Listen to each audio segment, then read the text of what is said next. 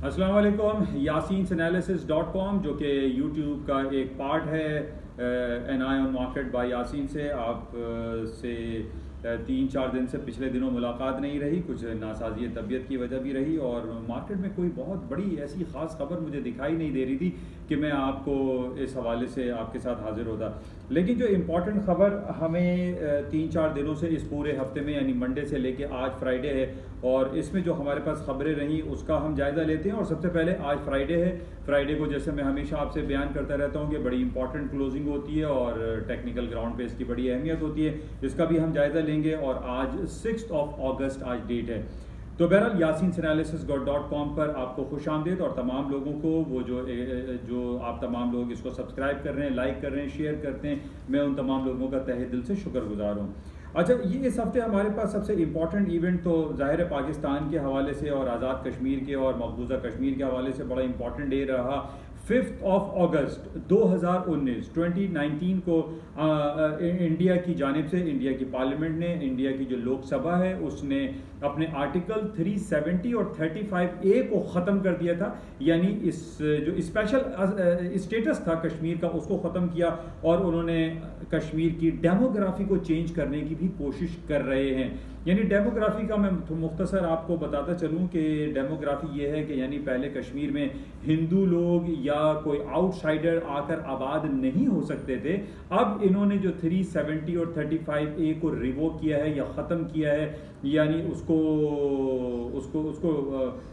Side line कर दिया है। उसका मकसद सिर्फ यही है कि कश्मीर में ज़्यादा से ज़्यादा नॉन कश्मीरीज आकर आबाद हों और आहिस्ता आहिस्ता वहाँ पर नॉन कश्मीरीज की आबादी बढ़ती चली जाए और after certain period of time यानी 10 साल, 20 साल, 25-50 साल के बाद जब वहाँ पर यूनाइटेड नेशन के अंडर में जो प्लेबिसाइट कराना है, जो हक़ राय दही का इस्तेमाल करने की जो बातें हैं जो कि पेंडिंग में पड़ा हुआ है, वहाँ पर जब हिंदुओं की आबादी ज़्यादा हो जाएगी तो वहाँ पर जो वोट कास्ट किया जाएगा वो ये कास्ट किया जाएगा कि कश्मीर जो मकबूजा कश्मीर है वो इंडिया के साथ इल्हाक हो जाए। तो इसका डेमोग्राफी चेंज करने का असल मकसद यही है कि वहाँ पर हिंदुओं की आबादी को प्रोमोट किया जा सके या उन लोगों को प्रोमोट किया जा सके जो मकबूजा कश्मीर को न्यू दिल्ली के साथ देखना चाहते हैं। तो बहरहाल इस हवाले से आज से 2 दिन कबल 5 तारीख को यानी 2 दिन कबल यानी 5 तारीख को पूरी दुनिया में इस दिन को एक नेगेटिवली सेलिब्रेट किया गया। इसके खिलाफ जो है मुज़म्मती करारदादें पेश की गई कि जनाब इसको जल्द अज जल्द इंडिया को चाहिए कि उसको रिवोक करे, उसने जो मामला को ख़त्म किया है उसको दोबारा से बहाल करे। तो बहरहाल ये बड़ा इंपॉर्टेंट रहा 5 अगस्त को। और इसके अलावा कल हमारे पास डे था बैंक ऑफ इंग्लैंड के हवाले से, बल्कि बैंक ऑफ इंग्लैंड के हवाले से पहले मैं बताता चलूँ या जिक्र ख़ास ज़रूर करूँगा कि पाकिस्तान का 29 साल से एक लिस्ट में नाम नहीं आता। 29 साल 29 ईयर्स ऑफ टाइम गुजर चुका है। ओलंपिक्स हर 4 साल के बाद दुनिया के किसी भी शहर, किसी भी मुल्क में सेलिब्रेट ऑर्गेनाइज किया जाता है और ये बड़ा एक फेस्टिविटीज़ होती हैं, बहुत बड़ा फेस्टिवल होता है। पूरी दुनिया के जो ममालिक हैं वो इसमें पार्टिसिपेट करते हैं। पाकिस्तान के तकरीबन 20 अफराद जो है जो स्पोर्ट्समैन थे वो उसके अंदर पार्टिसिपेट करने के लिए ले गए, लेकिन वो शुरू में ही अपने अपने गेम से आउट हो गए। लेकिन एक वाहिद ओलंपिक में पार्टिसिपेट करने वाला शख्स जिसका नाम है अरशद नदीम, जो कि जैवलिन थ्रू जो है उसके फाइनल में वो पहुंच गया है। तो इसके लिए हम बड़े दुआ गो हैं और चाहते हैं कि पाकिस्तान का नाम इस ओलंपिक्स की जो लिस्ट है, जो कॉम्पिटिटर्स हैं जो विन करते हैं इस गोल्ड मेडल या सिल्वर मेडल या ब्रॉन्ज मेडल, उसकी लिस्ट में पाकिस्तान का भी नाम आ जाए। तो पिछले 29-30 सालों से पाकिस्तान जो है वो बिल्कुल इसमें ज़ीरो है, कहीं से कोई पाकिस्तान को तमगा हासिल नहीं हुआ है। बहरहाल इस अरशद नदीम को हम सराहते हैं और इसको खुश आमदीद कहते हैं और हम पुरुमीद हैं और दुआ गो हैं कि कल बरोज़ हफ्ते को शाम 4 बजे जो ये मुकाबला होगा जेवलाइन थ्रू का, उसके अंदर वो 85 जो मीटर का जो फासला था जो उसने तीर अंदाजी की उसको क्रॉस कर ले और पाकिस्तान को भी कोई मेडल मिल सके। तो बहरहाल ये बड़ा एक ख़ास पॉइंट है और अरशद नदीम के लिए हम सब दुआ गो हैं।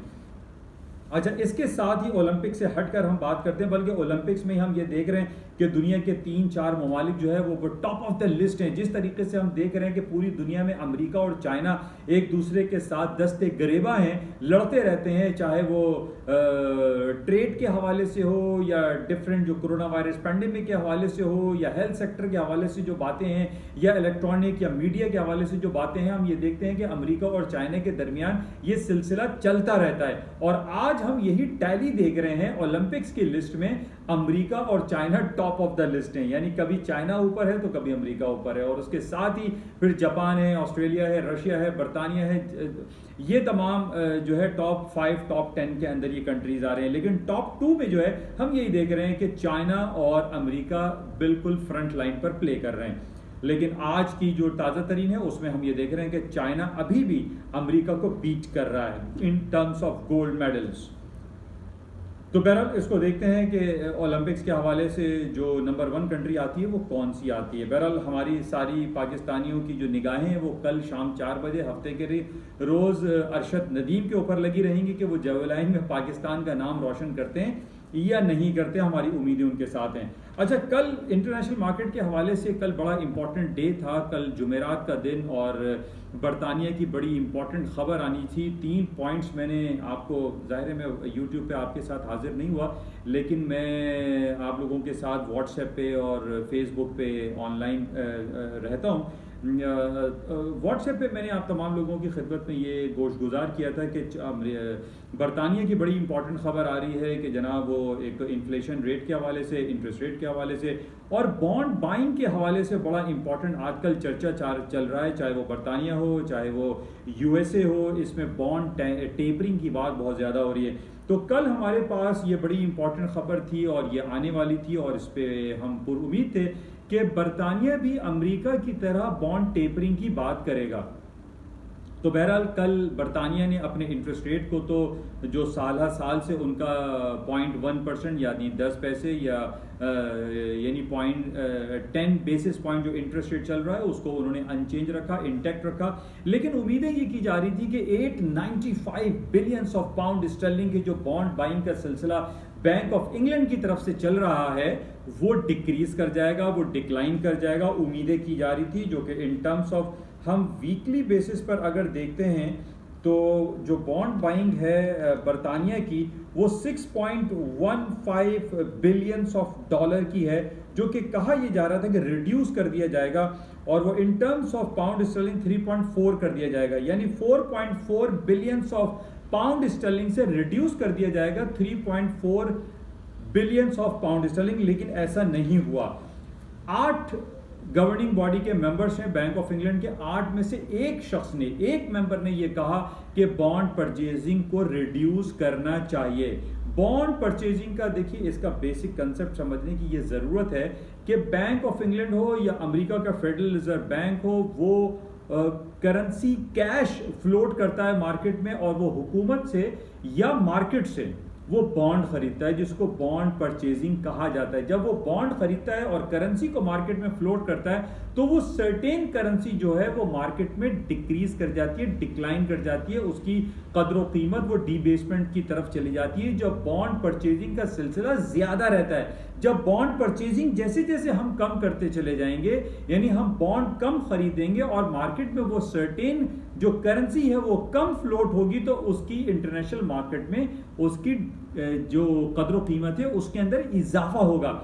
अच्छा, यही उम्मीद की जा रही थी कि बैंक ऑफ इंग्लैंड के जो 8 मेंबरान हैं इसमें से एक से ज्यादा बढ़कर 2 या 3 या 4 लोग ऐसे होंगे जो ये कहेंगे कि जनाब बॉन्ड परचेजिंग को टेपर किया जाए, बॉन्ड परचेजिंग को कम किया जाए। लेकिन ना तो अमेरिका ने बॉन्ड परचेजिंग को टेपर किया और ना ही बरतानिया ने बॉन्ड परचेजिंग को टेपर किया। इसका मतलब यह है कि बॉन्ड परचेजिंग को जब आप टेपर नहीं कर रहे हैं तो बरतानवी पाउंड स्टर्लिंग और यूएस इंटरनेशनल मार्केट में यूएस डॉलर जो है वो इंटरनेशनल मार्केट में फ्लोट करता रहेगा, उसकी कदर कीमत जो है थोड़ी सी डिक्लाइन करेगी, क्योंकि मार्केट में जो करेंसी ज्यादा फ्लोट करती है, जो मार्केट में इजीली अवेलेबल होती है, उसकी मांग में इजाफा हो जाता है और वो मार्केट ऊपर चली जाती है। तो इस बात को समझने की बड़ी जरूरत है कि बॉन्ड टेपरिंग आजकल बहुत ज्यादा वर्ड इस्तेमाल हो रहा है कि बॉन्ड टेपर करके, बॉन्ड परचेजिंग को टेपर करके आप इन्फ्लेशन को कंट्रोल कर सकते हैं। आप इफराते जर की जो ज्यादती है, जो गिरानी बढ़ती चली जा रही है,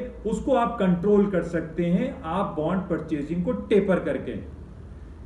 अच्छा, यहां पर एक बहुत पुरानी बातें हमारी चल रही जिसको हम कहते हैं जो ट्रेडिशन बना हुआ है, जो ट्रेडिशनल हमारे पास जो पॉइंट है कि जनाब इंटरेस्ट रेट को बढ़ा दिया जाए, इंटरेस्ट रेट को कम कर दिया जाए, इंटरेस्ट रेट को बढ़ाया जाएगा तो इन्फ्लेशन को कंट्रोल कर लिया जाएगा, इन्फ्लेशन इंटरेस्ट रेट को बढ़ाया जाएगा तो स्टॉक मार्केटें नीचे की तरफ आ जाएंगी। ये जो फॉर्मूला है, ये जो फिनोमेनॉन है, ये थोड़ा सा आई सपोज कि ये फेलियर की तरफ जा रहा है। अब यहां पर हम ये देख रहे हैं कि जरूरी नहीं है कि हर वक्त अमेरिका का सेंट्रल बैंक या फेडरल रिजर्व बैंक हो, या बैंक ऑफ इंग्लैंड हो, या जापान का बैंक ऑफ जापान हो, स्विट्जरलैंड का हो, ऑस्ट्रेलिया का रिजर्व बैंक हो।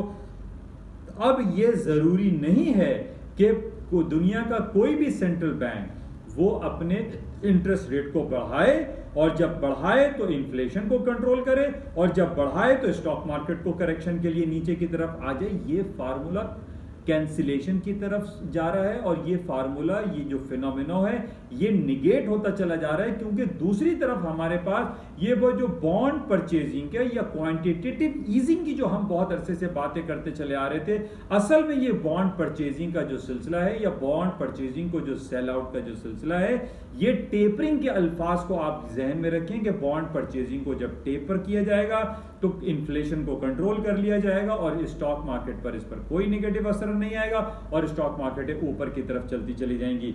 कल की जो रिपोर्ट हमारे पास आई, बैंक ऑफ इंग्लैंड ने यह कहा कि वो बॉन्ड परचेजिंग को टेपर नहीं करेगा, वो 6.15 बिलियंस ऑफ डॉलर के जो बॉन्ड्स वीकली बेसिस पे खरीदता है मार्केट से या हुकूमत से, वो खरीदता रहेगा। इसी तरीके से अमेरिका का 120 बिलियंस ऑफ डॉलर का जो मंथली पैकेज है बॉन्ड्स परचेजिंग का, उसने भी उसको टेपर नहीं किया। तो इस बात को बहुत ज्यादा गौर से समझ लीजिए कि जरूरी नहीं है कि अब हम इंटरेस्ट रेट को बढ़ाएंगे तो काम चलेगा। अब ये देखिए, ये पॉइंट बड़ा इंपॉर्टेंट है कि जब बॉन्ड परचेजिंग को टेपर किया जाएगा तो ये नेगेटिव नहीं होगा स्टॉक के लिए, और स्टॉक मुस्तकिल ऊपर की तरफ इसी वजह से जा रहे हैं। कल भी हमने देखा और आज भी सुबह से हम ये देख रहे हैं कि अमेरिका और दुनिया की स्टॉक मार्केटों में पॉजिटिविटी का इंजेक्शन लगा हुआ है, बिकॉज ऑफ बॉन्ड परचेज को टेपर नहीं किया गया। इसको आप समझिए गौर से। अच्छा, बहरहाल इसके अलावा जो हमारे पास आज खबर है बड़ी इंपॉर्टेंट है, अमेरिका की वन ऑफ द बिगेस्ट जो इंपॉर्टेंट जो ब्यूरो ऑफ स्टैटिस्टिक्स इशू करता है वो है अनएम्प्लॉयमेंट रेट और नॉन फार्म पेरोल। आज पाकिस्तानी वक्त के मुताबिक शाम 5:30 बजे अमेरिका की रिपोर्ट आनी है, बड़ी ज़बरदस्त आ रही है। कल हमारे पास वीकली जॉबलेस रिपोर्ट थी और ले ऑफ रिपोर्ट थी, वो भी बहुत अच्छी आई।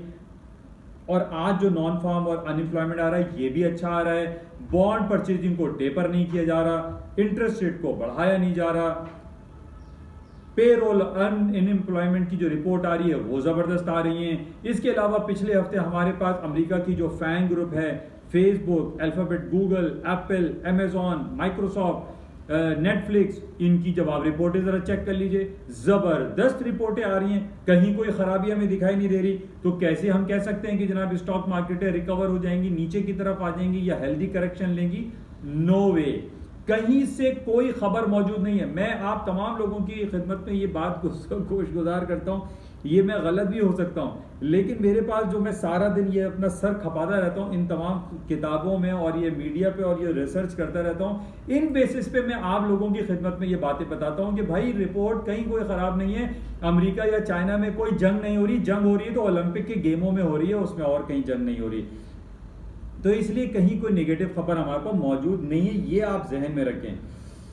अच्छा, बहरहाल 5:30 बजे जो रिपोर्ट आएगी इसको आप देखिएगा। और इसके साथ ही हमारे पास अच्छा, कल हमारे पास रिपोर्ट थी, ब्राजील ने अपना इंटरेस्ट रेट बढ़ाया है, 4.25% था, अब 5.25% ब्राजील ने इंटरेस्ट रेट कर दिया है। तो हम ये कह सकते हैं कि थोड़ा सा इंडिकेशन शायद हमें मिल रहे हैं, इंडिकेशन आ जाए कि जनाब ब्राजील ने बढ़ाया तो शायद अमेरिका भी बढ़ा दे, बर्तानिया भी बढ़ा दे। लेकिन जरूरी थोड़ी है कि अमेरिका इंटरेस्ट रेट बढ़ाएगा, अमेरिका बॉन्ड की परचेजिंग को टेपर कर देगा, बर्तानिया बॉन्ड की परचेजिंग को टेपर कर देगा, इन्फ्लेशन कंट्रोल हो जाएगा, स्टॉक फिर भी ऊपर की तरफ रहेंगे। तो ये फिनोमेना जैसे मैंने आपसे कहा ये फेलियर की तरफ चला गया कि इंटरेस्ट रेट बढ़ाएंगे तो जनाब स्टॉक नीचे आएंगे।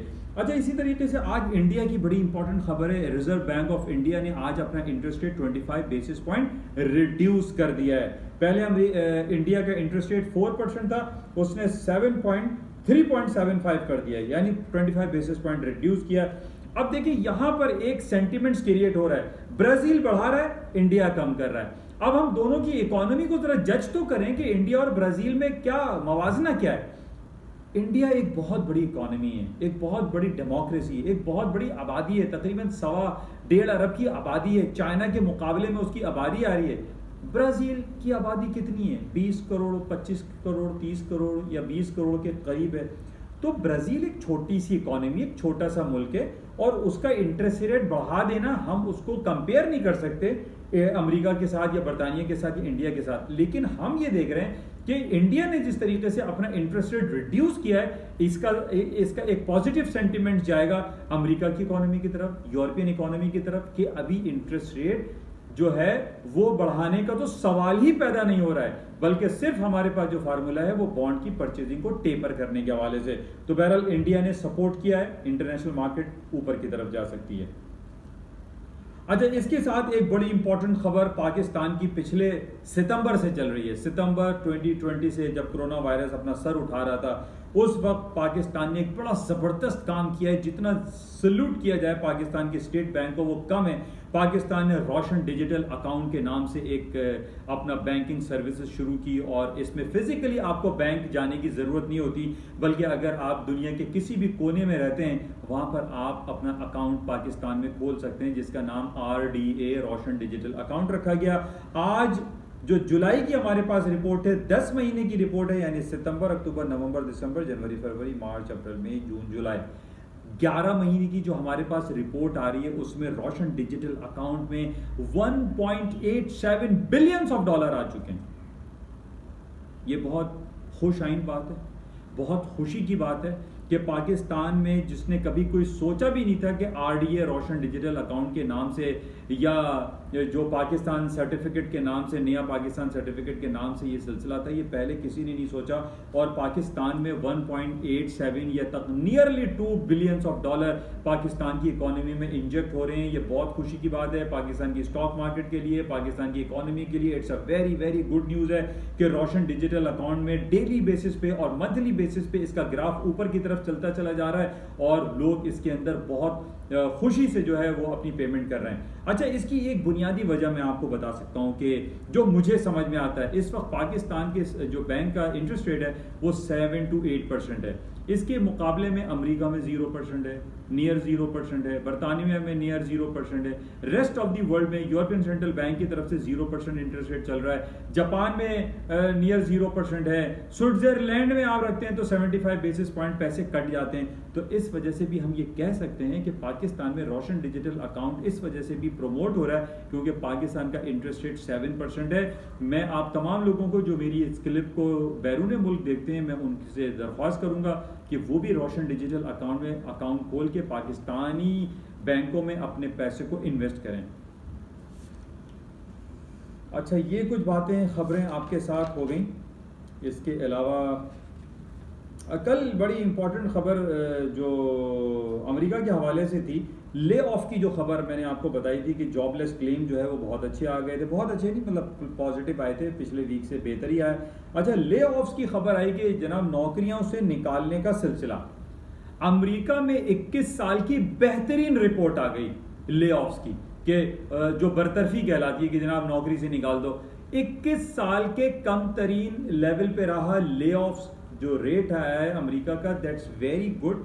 अच्छा, इस ले ऑफ से ये जाहिर हो रहा है कि अमेरिका में लेबर क्रंच बढ़ता चला जा रहा है। अमेरिका में लेबर क्रंच है, अमेरिका में काम करने वाले लोग मौजूद नहीं है, और इसी वजह से हम देखते हैं कि वो लॉटरी सिस्टम भी लेकर आते हैं और इमिग्रेशन के लिए लोगों को वो प्रोमोट करते हैं कि भाई जो स्किल्ड वर्कर हैं, जो अच्छे पढ़े लिखे, जो काम करने वाले जो लोग हैं वो अमेरिका में आए, अमेरिका उनको वेलकम करता है। और इसी तरीके से इस पर ही एक किताब लिखी थी जॉन एफ कैनेडी ने, जिसका नाम था द नेशन ऑफ इमिग्रेंट्स, तो ये भी आप पढ़ सकते हैं। तो बहरहाल अमेरिका में लेबर क्रंच पाया जाता है, और इसी लेबर क्रंच को ख़त्म करने के लिए बहुत सारी जो है फैसिलिटी भी हुकूमत अमेरिका देती है।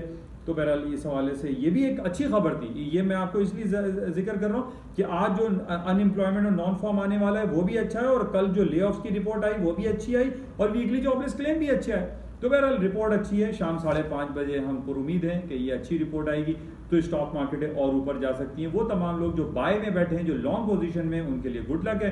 लेकिन जो सेल करके बैठे हुए हैं बहुत अरसे से, वो अपनी थोड़ा सा अपने पोर्टफोलियो को थोड़ा सा बेहतर तौर पर मैनेज करने की कोशिश करें। इंशाल्लाह राब्ते में रहेंगे। आपसे गुजारिश है यूट्यूब चैनल को लाइक करें, शेयर करें, और तमाम लोगों का जो यासीन से एनालिसिस पर आते हैं उन तमाम लोगों का मैं शुक्रगुजार हूँ। हफ्ता इतवार 2 दिन छुट्टी रहती है। अगर कोई इंपॉर्टेंट न्यूज़ हुई तो इंशाल्लाह स्पेशल ट्रांसमिशन के तहत आपसे दोबारा रब्ता कायम किया जाएगा। उस वक्त तक के लिए इजाज़त दीजिए। खुदा हाफ़िज़।